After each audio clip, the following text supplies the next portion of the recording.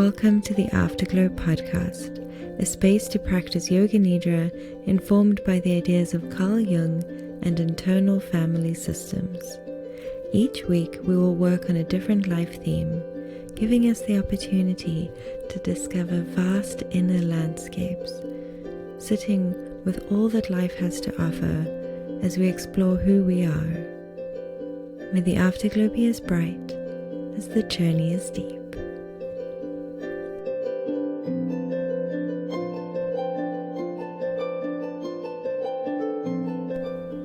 Welcome to the second episode.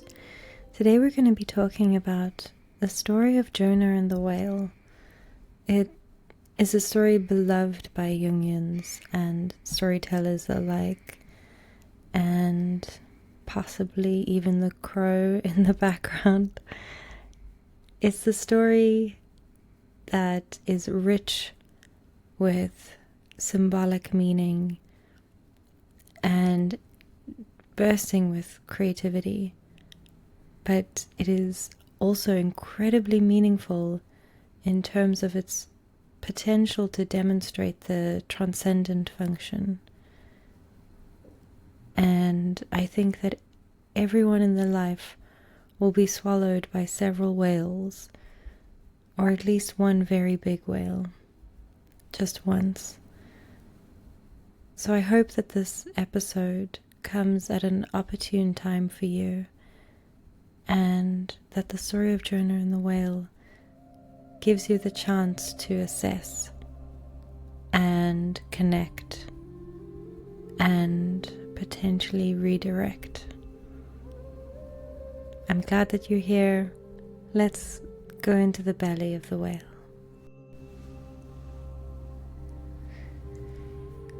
Jonah and the whale is from the Nevi'im, also known as the Book of Prophets in the Tanakh.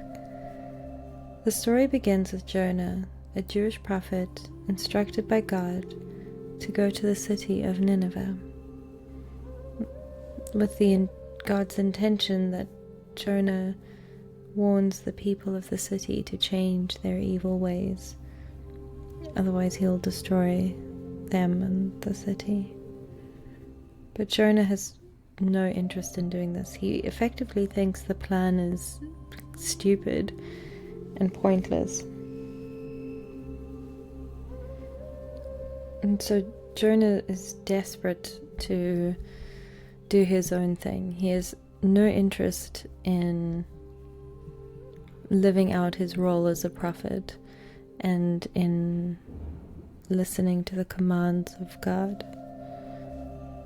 So he leaves. He gets on a boat that's heading for Tarshish, which in this time is effectively like going to the other side of the planet.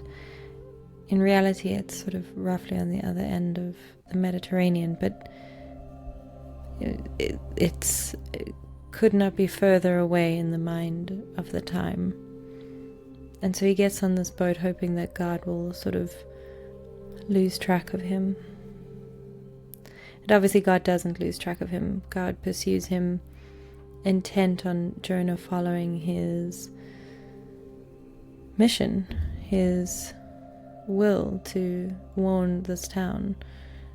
And so God sends a massive storm, and the sailors on the boat are completely freaking out. They are trying everything to save the boat from sinking, and they're each praying to their respective gods.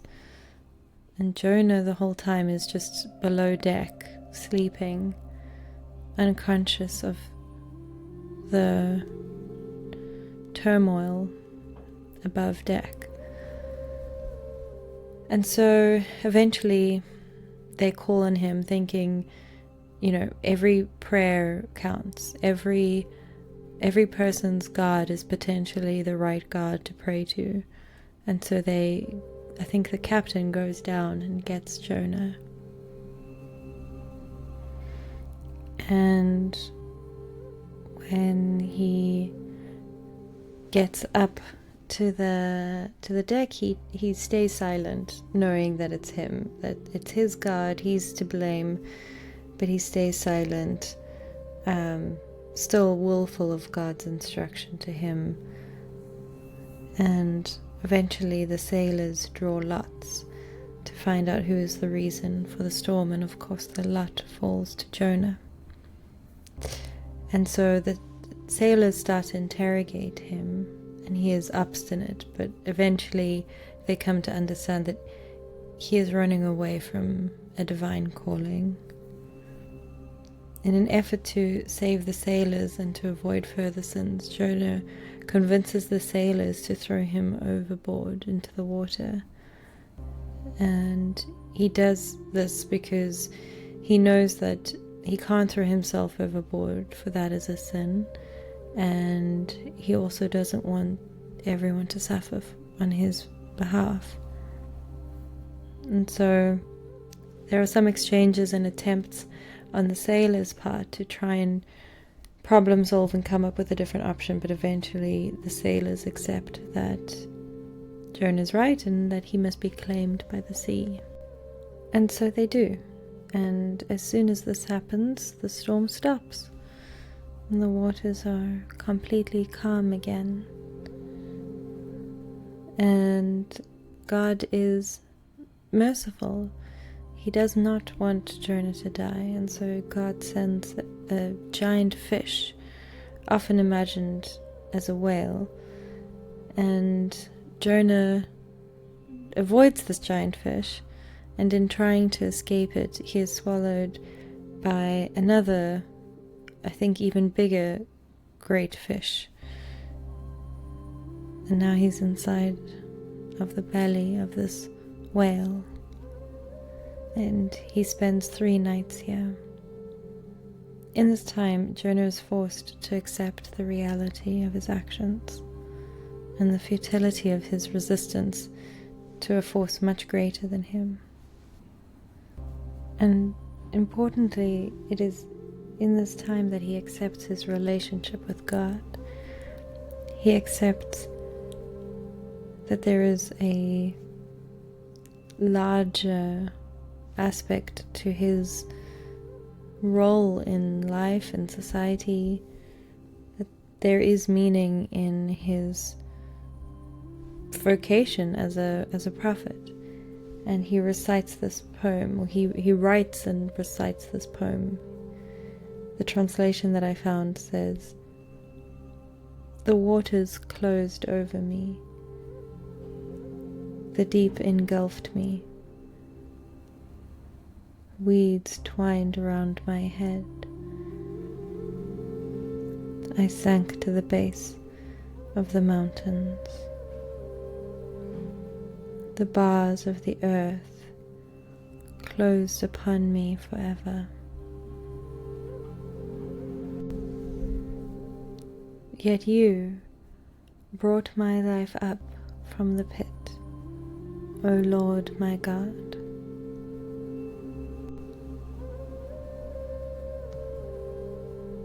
Three days have gone by before this great fish spits Jonah out onto the land. And Jonah goes straight to Nineveh, sharing the prophecy that the people of Nineveh are sinful and that they must change lest they be destroyed in 40 days. Jonah passes through Nineveh, and it takes him 3 days to do this, as he shares the message along the way. The people of Nineveh are quick to repent. All of the people and all of the animals fast and wear sackcloths and cover themselves in ash as a sign of their atonement. Instead of being happy about this, Jonah is miserable and angry. He shouts at God, "The people repented, and you're forgiving them. And I knew that this would happen."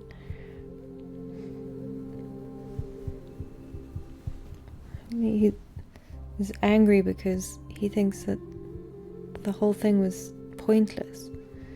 And he, in his fury, leaves the city and heads into the harsh wilderness, presumably knowing that there is no way that he could survive.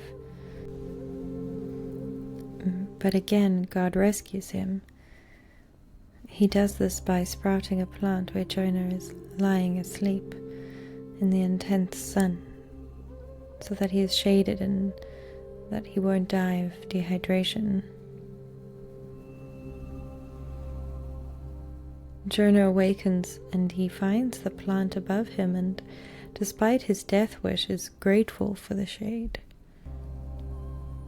Continuing his lessons, God sends a worm to eat the plant and destroy it, so that Jonah is again vulnerable to the elements. And the sun is so hot, and Jonah cries out angrily at God, begging God to kill him and end his suffering. And God responds, almost mocking Jonah, saying, "Are you so deeply upset by the death of this plant? You did not work for it. You did not grow it. It became overnight and unbecame overnight. Should I not care for the city of Nineveh and its population of 120,000?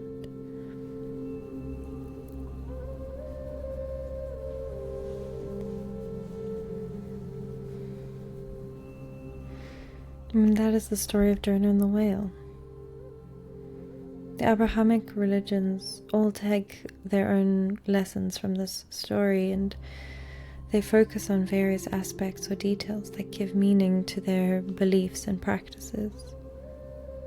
But today we're going to look at it as an incredibly beautiful story and a parable for the age of psychotherapy, a way to creatively visualize ourselves and our purpose in a time of great depravity and loss of soul. Throughout the story there is repeatedly the use of words like down and falling.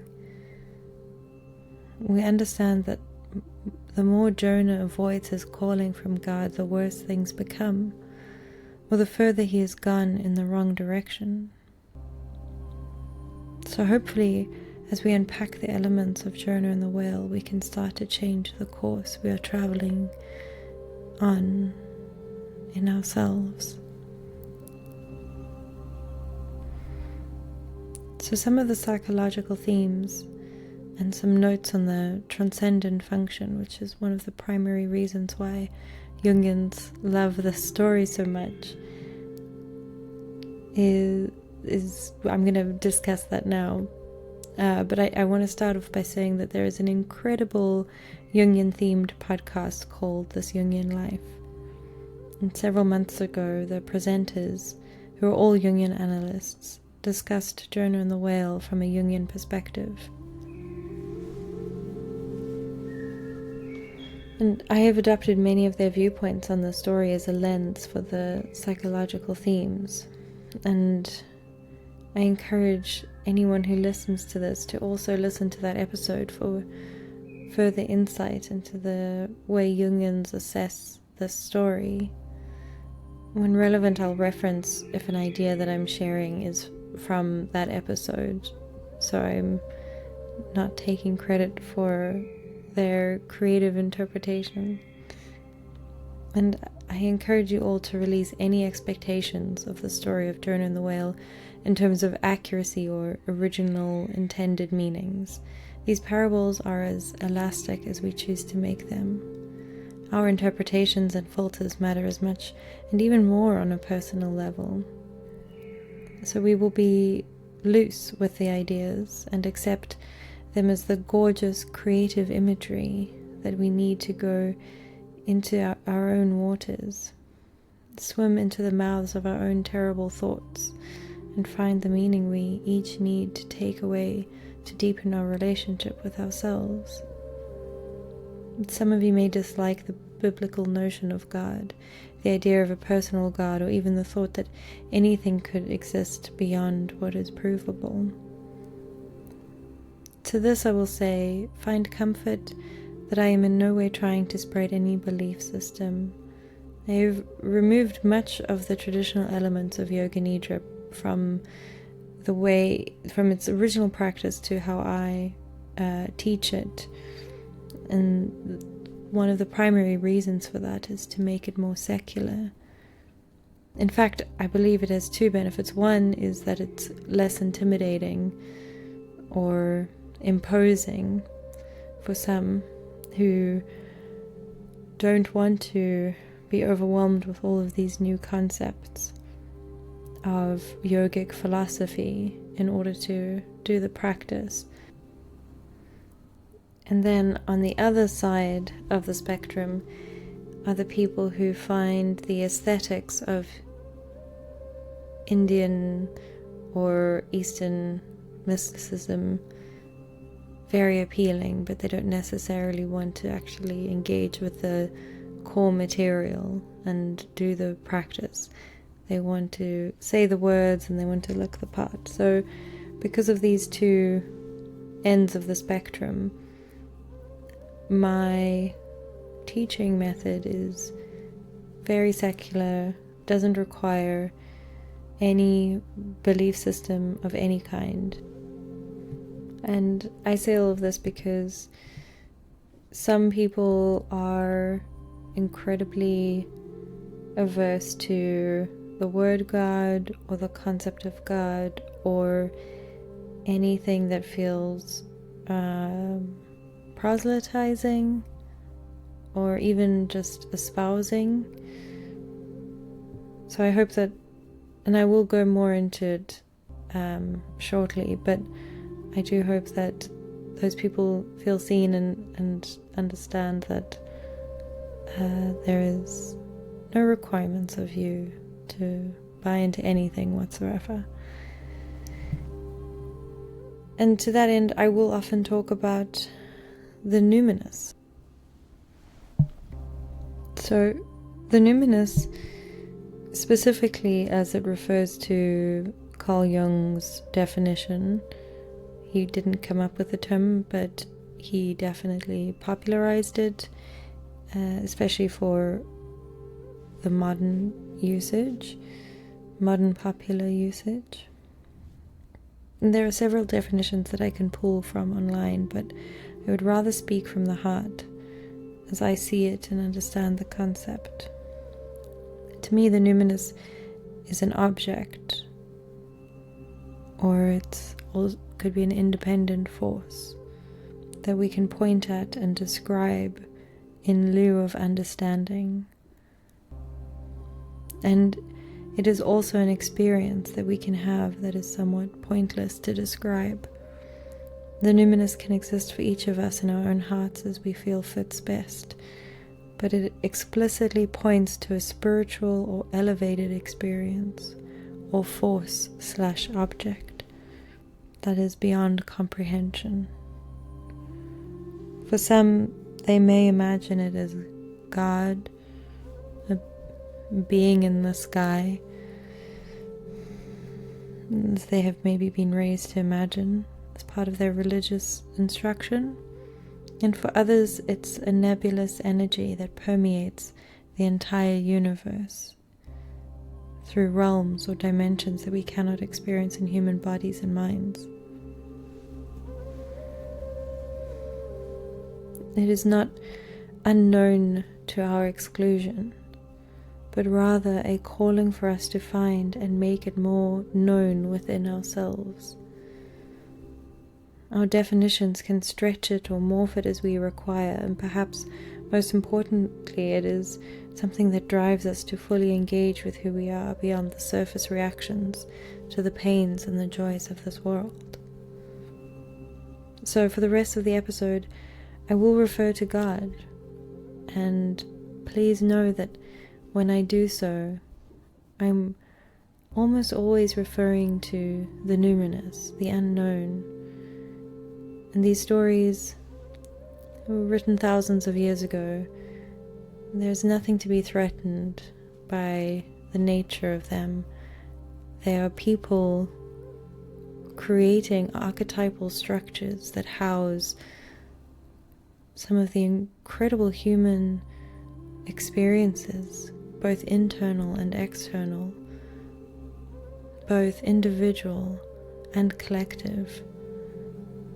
And I think that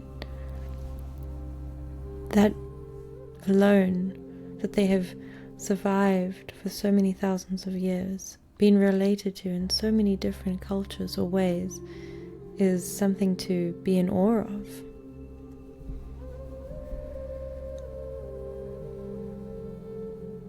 We love asking children what they want to be when they grow up. I distinctly remember being asked that question and feeling really annoyed and imposed upon. And yet as an adult, I really should know better, I have accidentally let that question slip when talking to children. It is not that the question is wrong or bad, but I think it's just a really crappy way to make small talk with a kid. I remember feeling annoyed because out of obedience, when I was little, out of obedience, I would answer the question when asked. But I didn't want to lie about my answer, so I told them. But I also felt like I was being forced to share something that was special and secret and sacred. And I wasn't ready to be put in front of these adults and tell them my secret hopes and dreams of my future life. And even to this day, I have a terrible time when I'm asked what I want to do or what I want to be doing, and I see all of the people in my community struggling with this question. I see friends in their 20s, their 30s, 40s, 50s, 60s, and even my 70-year-old father fight with the idea of vocation and career. Very few of the people in my life are in a vocation, working at a job that not only affords them their lives, but also is exactly what they want to be as a grown-up. And I hear friends complain about their careers that they stumbled into out of necessity, and friends who cannot imagine pursuing their dream vocation because it is too much of a risk. Or they have too many responsibilities. I also see friends who tried their dream job only to discover that they hated it, and that leaves them wondering who they are and waiting for some future inspiration, afraid that it's never going to come. And of course, the many people who failed at something that they really wanted. And to the last group, I'll quickly say, just in case you need to hear this, so what? Maybe you were too young, or maybe the weather wasn't right, but try again. To everyone else, I say that I understand. In my nervous system, in my bones, I understand. And this is a common plight of all people, except for some extremely rare curiosities who somehow walked straight into their dream vocation's arms. I'm not saying they didn't have to work hard for it, but they had the vision and they went for it, and they made it happen and have been able to live in that space, in that alignment for the majority of their lives. And those people, I mean, I often think of Kate Bush as a teenager, just walking straight into a record deal, never having to have any other job but being Kate Bush.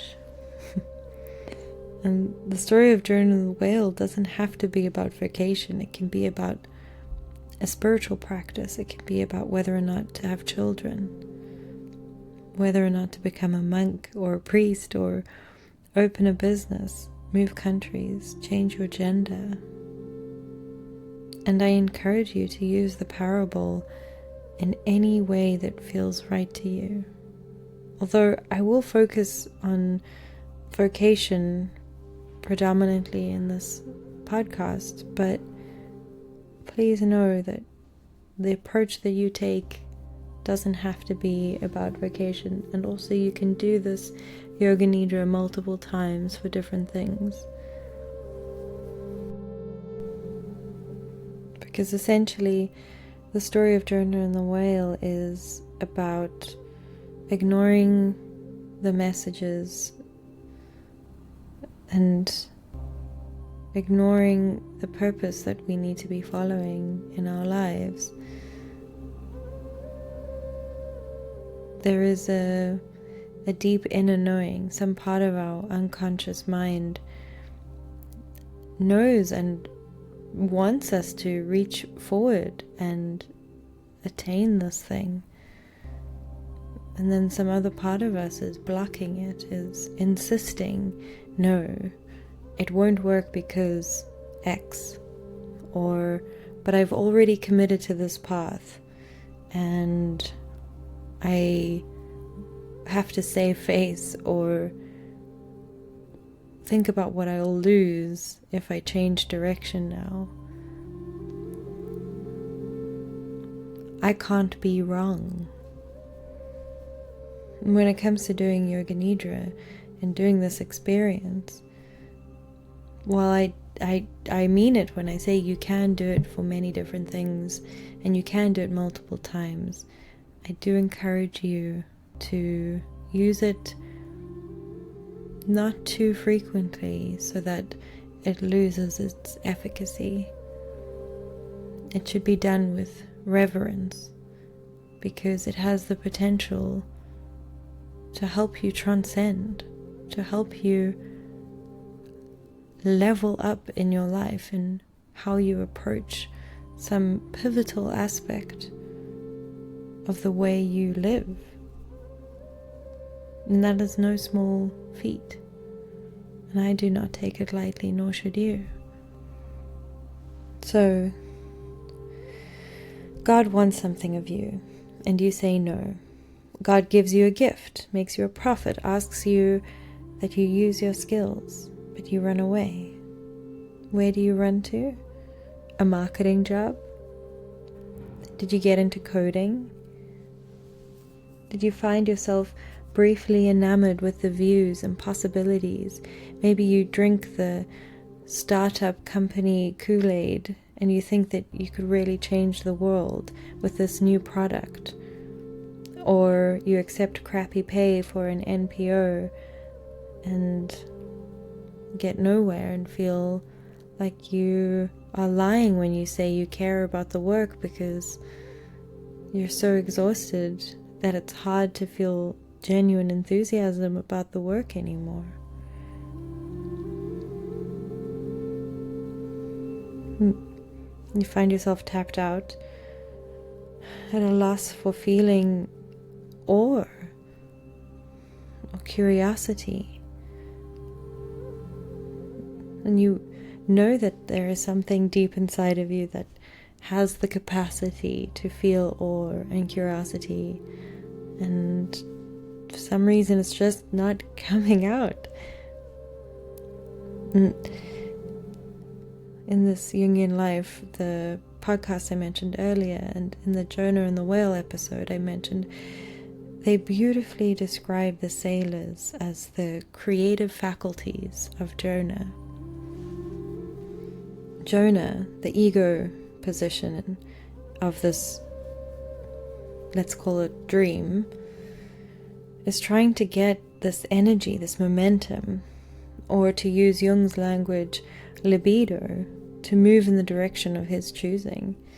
But God comes along and, after all, this isn't what God wants for Jonah.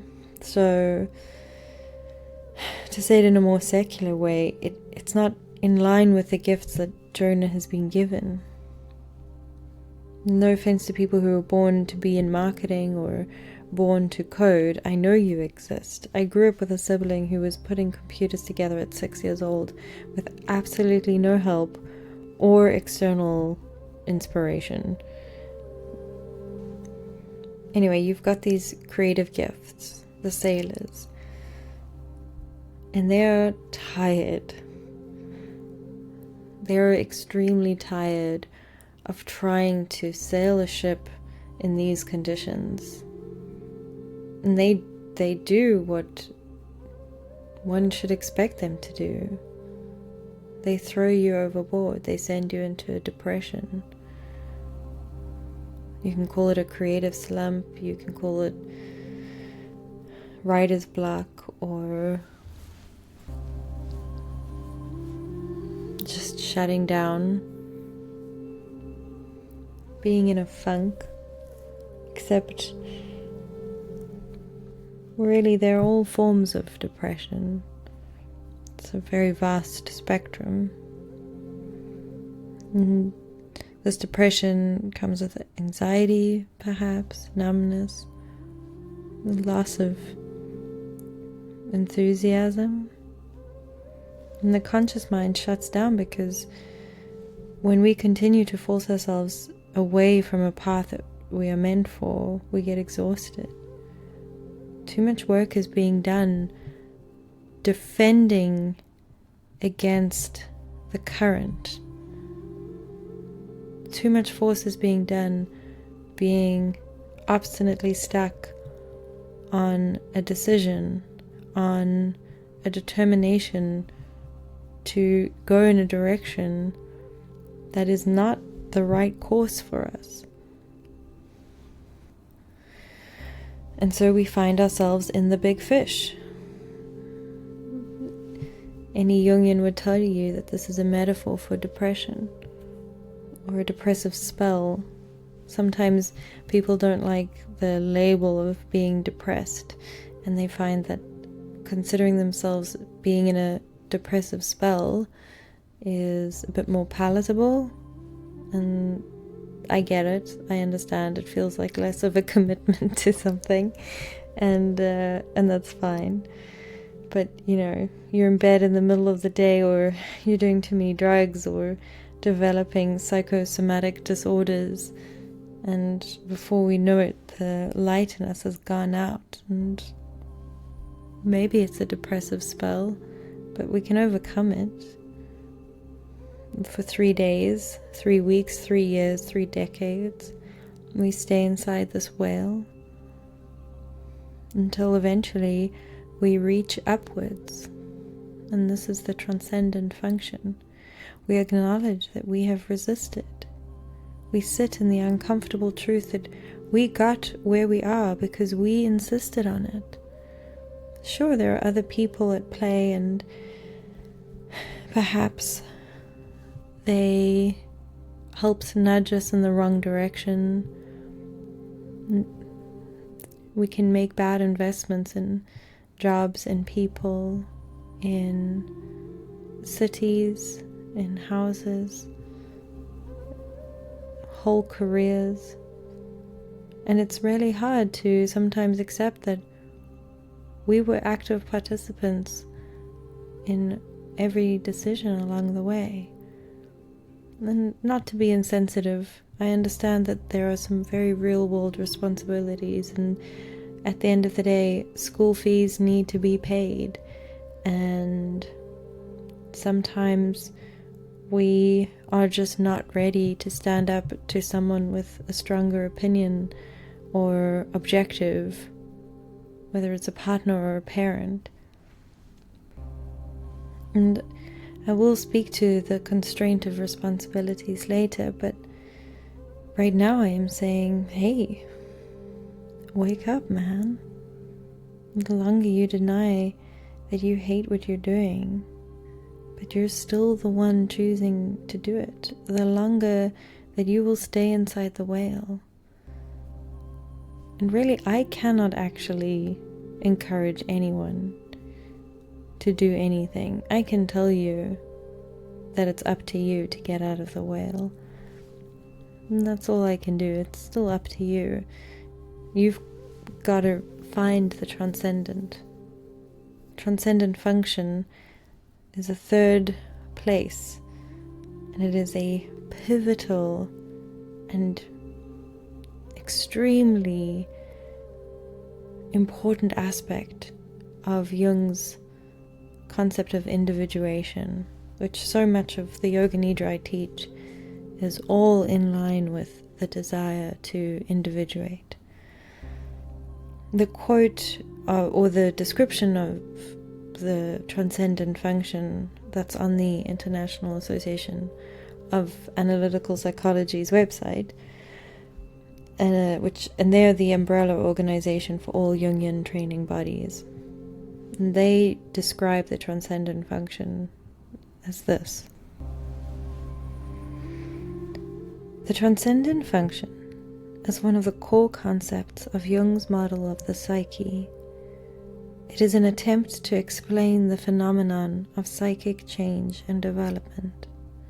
The transcendent function enables a transition from one psychological attitude to another through a dialectical process of interrogating the psyche's conscious and unconscious contents into a third position, which constitutes a new step in the evolution of personality. The process of psychological development that Jung termed individuation, or becoming oneself, involves coming to terms with one's unconscious. The aim of analysis for the unconscious is the development of the transcendent function, which carries this process through and creates a symbol where consciousness and the unconscious meet. Jung writes, "The way of the transcendent function is an individual destiny." Collected Work 7, paragraph 369.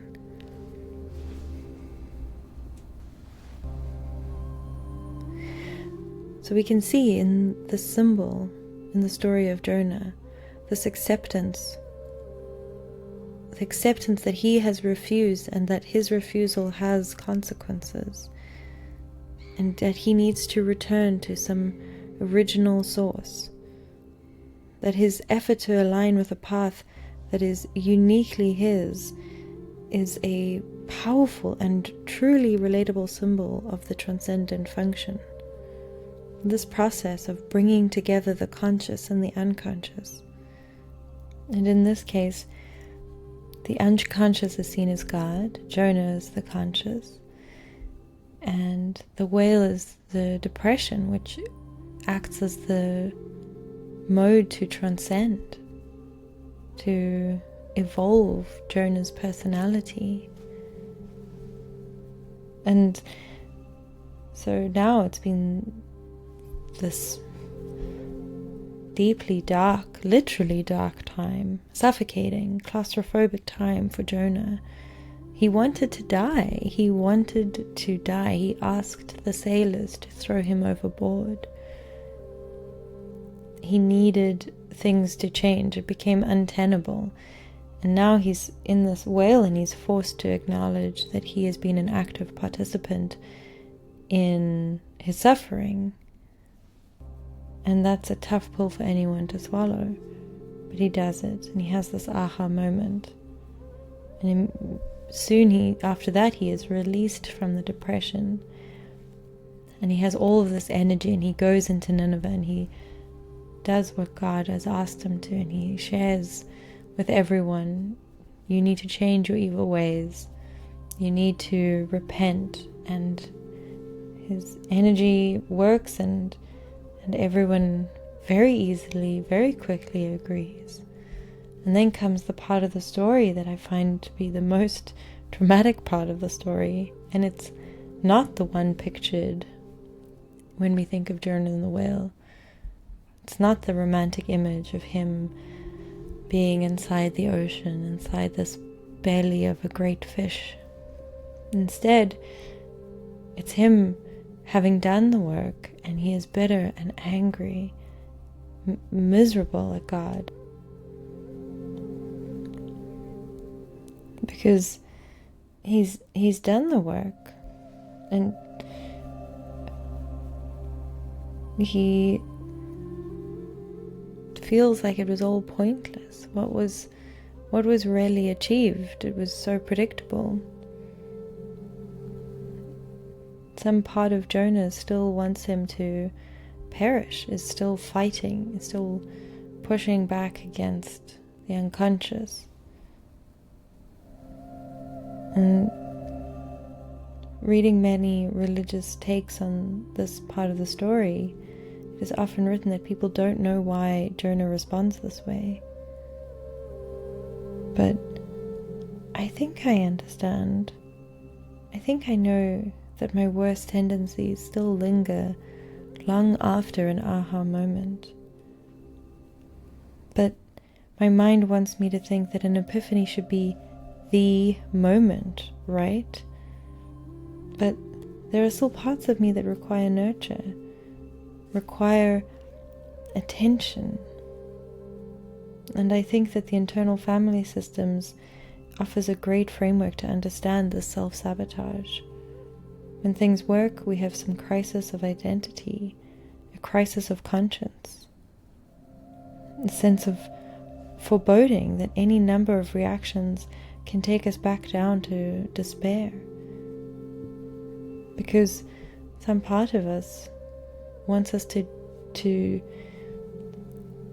stay low, to complain, to fight against what we know inside of ourselves, and we die and die and die and die again. Now there's a whole world that I can say on the subject of rebirth, and I will talk a little bit about rebirth in a moment, specifically to juxtapose everything that I'm saying now. But before I do, I will say that these ego deaths, these releases, these triumphs against the clutches of all that is damp and dark and lazy and numb, gets less strong and less impactful the better we are at recognizing them, at fighting them off. And so we find Jonah in the wilderness, and again he has this painfully recognizable interaction with God. God creates for him, and he survives under the shade of the tree only to lose it again. How many of us have brought forth something only to find it is alien, not our own, easily lost, unappreciated? Maybe it's a family member or a partner giving us a helping hand, financial bailout. And I'm not saying that we can't accept these things, but it doesn't mean that the work is done. It's just bridging us so that we can get to a point of doing the work and staying steadily on course, creating an internal structure to supply for ourselves the shade, to follow easily the calls of the unconscious. And we are reminded we didn't work for this, we didn't grow this plant, but we kept surviving, we kept finding ways to exist through any number of necessary means to pay a bill or get something over the line just to keep afloat. We have survived with flashes of freedom, flashes of integrating with the numinous. And here we are in the world, naked to the elements, exhausted and angry, windswept and alone but for the numinous and our gifts. And these have never been taken away. These can be taken on into work, consistently connected to the numinous, to Source, to God, to Mother Nature, however you choose to interpret it. You find it and you keep investing in it. It is alone with you in the desert. It will not let you forget it. It puts you into the depression so that you can reflect and change your direction. Marie-Louise von France enthusiastically says that depression unfortunately, is one of the greatest gifts that we can receive in life. And don't get me wrong, if you need antidepressants, take them. If you need to live with constant support because you're so clinically depressed that you can't function, of course do that. In no way am I trying to argue against your doctor's recommendations or to encourage people not to seek medical help. Of course, always do that. But I'm talking about a meaningful depression that is because we are not living in the light of our own life, and we keep chasing shadows, swimming against the current. I'm not talking about deep chemical imbalances. And I know the depressive mind, and I know that it's murky. I know that it's hard to tell what's going on, but I can tell you that it's absolutely worth trying, sitting within ourselves and seeing what the unconscious mind has to say. Because the work needs to be done. Andrew Solomon describes depression as the noonday demon.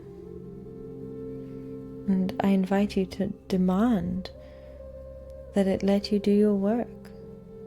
The amount of times numbness and sloth will find you will be uncountable. But each time you are able to return to your alignment and to do your work, you will achieve so very much. Even if you can only manage 2 hours a month. You will find so much value and esteem in your life that you will gladly thank the sun and the city and the whale and the storm and the means and the calling. Understanding the work of Jung requires that we understand one of his core concepts, the balance of the tension of the opposites. Jung believed that this is crucial to the process of individuating. Life, the experience of this human existence, is a long process of balancing the tension of the opposites. It is so core to life that it will come again and again. That will illustrate its importance now through a story of rebirth. Earlier I mentioned rebirth, and I would like to share this little story because it has a message that I think is critically important when doing this work. I spent a lot of time in therapy trying to chase the highs of an aha moment and trying to show my analyst how good I was at analyzing myself. For starters, both things are a defense. The one is a defense against feeling, and the other is a defense to maintain control. I wanted so badly to have a rebirth, to transform in some full and sublime way that transported me to a whole new arena in my life. I wanted it to be a much more awesome and liberating experience that would permanently elevate my soul, my consciousness, free me from the shackles of complexes and neuroses. And I wanted my analyst to witness me do it all on my own. I didn't consciously think this, but it was clear in my actions, and it took me years to figure it out. And like Jonah, just figuring it out wasn't the end. I still had to do the work. I first noticed it because I suspected that my stagnancy in therapy was telling. I admitted to myself that it was probably because I was trying to impress my therapist by analyzing myself. But that only got me halfway to understanding. The final push came from a quote from Jung. Now, I read many Jung quotes, and they often sound pretty impressive and laden with meaning, but they can also be really dense and feel foreign. And even now and then, you read a line that you immediately understand, or at least a light bulb of recognition goes off and your heart rate picks up and you sit and absorb the sentence over and over again, finding new ways for it to be relevant. This is practically like a reverie, being in this state. And this happened to me when I read the quote. And the quote is very simply, rebirth is not a process that we can in any way observe. And that line just jumped straight from the page and into my bloodstream. The fuller quote is, rebirth is not a process that we can in any way observe. We can neither measure nor weigh nor photograph it. It is entirely beyond sense perception. One speaks of rebirth, one professes rebirth, one is filled with rebirth. We have to be content with its psychic reality. Collected Works 9I 206. I knew that for all of my efforts to control my process, to craft my rebirth through therapy, I was fighting a losing battle. And the results of the rebirth, it sounds strange to say it, the results of the rebirth can be felt, can be lived, and be made familiar, but only after the fact. The process itself is impossible to view, let alone control. Whatever we think we are doing, some other aspect is being evolved. Emily Dickinson says, tell the truth until it's skew. I think that there is something similar to the process of rebirth. We can chase something, but we have to accept that something else will be transforming, not the thing that we're looking directly at, and that's okay, because they can't be observed. It won't transform if we are watching it. It cancels out the transformation. And you may wonder if this truth about rebirth contradicts everything that I am encouraging you to do with the story of Jonah and the whale. And we haven't even gotten into the work yet, and the work being the actual Yoga Nidra that I'm going to be uploading in a few days. And I will say, yeah, it absolutely contradicts it. But that is the inherent balancing of the opposites. I'm calling on you to make time for yourself to reflect and then engage actively to realign an element of your life that could have very profound effects for the story of who you are. And I'm also saying that you cannot witness your own rebirth. What you perceive may have value. The shifts will be very real, but the forces within you that are being rebirthed will not be observable. Resist too much control over this experience, especially when doing the Yoga Nidra. Allow your unconscious mind to reveal itself to you. Allow the truth that what your takeaway is from it on the day will not be the same takeaway you have a year later. The things can happen beneath the surface that are unfamiliar because you've cast them into the shadow, and they may feel distinctly not you at times, and they may be frightening, like the storm or the giant fish coming to eat you, but they are all you. They are all in support of the greater story happening right now, tomorrow, and every day after that. Accept this now, and you will have a much easier time of it. This contradiction, this tension of the opposites, is that you're trying to access a space that will generate a transcendent experience. a calling to a more aligned path, while accepting that you have no control. Either way, what matters is that we answer the call and that we do the work. The rebirth is out of our hands. The experience we expect to feel is not up to us. And the control is always imaginary. Take great comfort in that.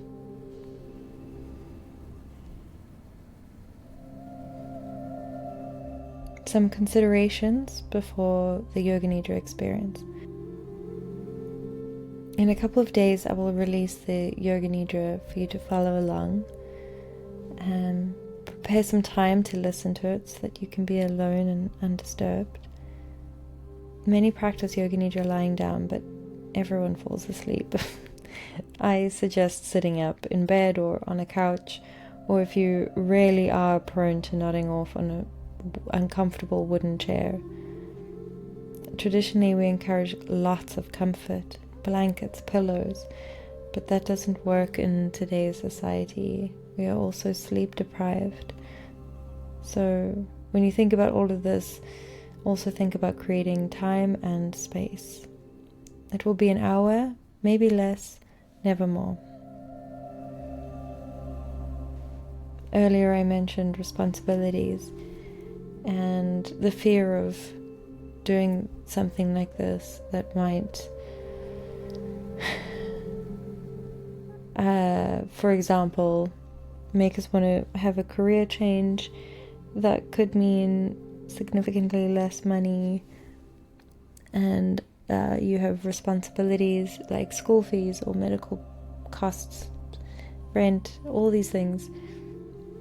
Please know that I'm in no way encouraging anyone to suddenly throw their whole life into disarray and renege on important responsibilities. But you will know what you can and can't do, and there is always reprioritizing that needs to happen when we come face to face with these internal truths. Whether it's prioritizing how we set boundaries, how we communicate, how we show up for ourselves, or what career we want to do, and how we want to make time for a vocation that really matters to us. Again, you can use Jonah and the whale for anything. It doesn't have to be for career. So I'm encouraging you to I'm not encouraging you to abscond from your life as it is, but I am asking you to be open. Perhaps your unconscious mind will find a way for you to layer your vocation on top of your current career as you slowly pivot. If you're uncertain about what to ask your mind, because sometimes uncontrollable fogginess suddenly descends around you and you suddenly can't think about your life or anything, I suggest starting with the basics. What do I do with my time? What things do I enjoy? And what things don't I enjoy? What things give me a sense of curiosity and purpose? Write them down. Help hold that rope in the fog. The fog is a common defense that arises in these situations. You can suddenly become really sleepy because your conscious mind and your unconscious mind are at odds, and sometimes everything just shuts down, and it's a way to defend against change or uncertainty or overwhelm. So hold on to a rope, a metaphorical rope or a literal rope, but write these things down. Have these conversations with yourself and make the time. Start thinking of times in your life that you felt these moments of awe and curiosity, and pay attention to things that your mind wants to quickly dismiss. That can often be the most revealing of all. Maybe it's something a teacher said that you were very good at, but you don't like to see yourself in that light. Maybe you were very good at being bossy and instructing people in how to do things. And you don't like thinking of yourself in that way, and so you dampen it. It could be something like that. But make a list. If you're too overwhelmed with all the different parts of your life that you want to do this practice for, and you feel like you don't know which one to choose or to prioritize, I would suggest starting with a maximum of 3 parts of your life and writing them on a piece of paper, swish them in a hat, and pick one. Don't rush into doing the others, and just give time for this one, trusting that yes, perhaps the others are also in need of attention, but that if each of them are so important, then each deserves time and space to be focused on. And when I say time and space, I'm talking months. You can come back to this Yoga Nidra in 6 months for some other aspect of your life, but give each part its due space for consideration. And if you think it's cheesy or woo-woo, or you're just not feeling it, I just recommend trying it anyway, because you'll be really surprised by what your unconscious mind wants to tell you, and it could be an incredibly enjoyable experience, and you might just find yourself laughing at your initial skepticism, because sometimes the idea of being swallowed up by a whale is so obviously horrible that it's crazy not to be uncomfortable at the idea. And finally, for everyone, when you do the Yoga Nidra, give space for your unconscious to communicate with you. Avoid having too many expectations of what you want to experience. This isn't a process of making demands of your unconscious mind, but rather a way for you to listen to it. So try to cultivate a sense of humor for all of this. That sense of humor will take you a very, very long way. Now, I will leave you with a question to chew on over the next couple of days.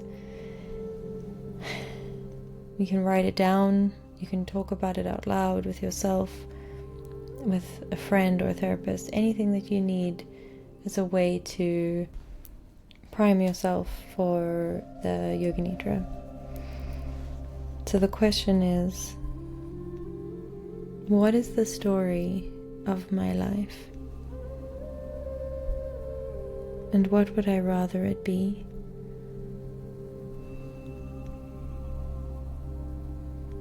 Furthermore, what do I feel called to do in this life?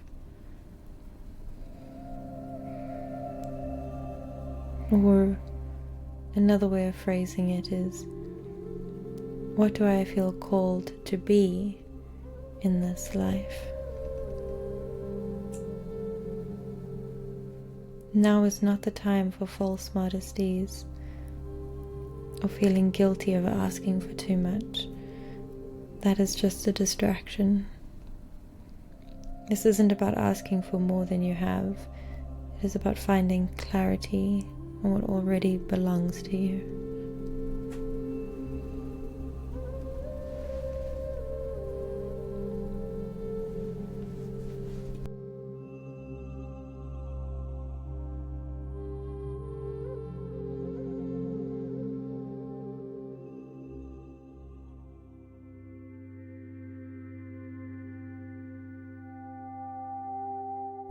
Thank you for joining us for this weekly companion episode.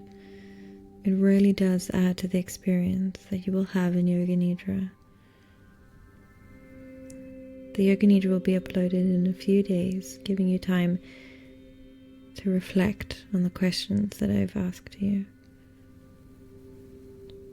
Please subscribe to receive notifications for this new Yoga Nidra episode as well as for future ones.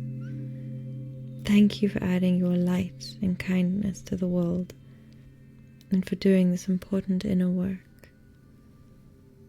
May the afterglow be as bright as the journey is deep. See you soon.